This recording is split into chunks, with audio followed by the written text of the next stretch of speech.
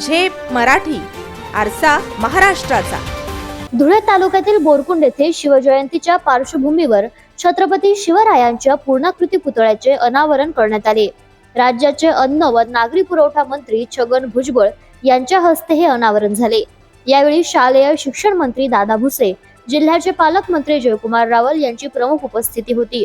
बोरकुंडमध्ये उभारण्यात येणारे महात्मा ज्योतिबा फुले आणि क्रांतीज्योती सावित्रीबाई फुले यांच्या स्मारक कामाचे भूमिपूजन देखील मंत्री भुजबळ यांच्या हस्ते करण्यात आले.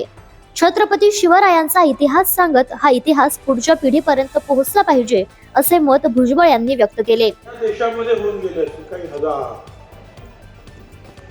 पण आपल्या आठवणीत राहणारे जे आहे पहिला राजा छत्रपती शिवाजी महाराज यांची आठवण आपल्या पुढे.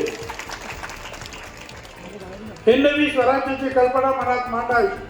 राज्यासोबतच केंद्राच्या अभ्यासक्रमात देखील छत्रपती शिवाजी महाराजांच्या इतिहासाचा समावेश करावा अशी मागणी आपण केंद्रीय शिक्षण मंत्री धर्मेंद्र प्रधान यांच्याकडे केली असल्याची माहिती मंत्री दादा भुसे यांनी यावेळी दिली.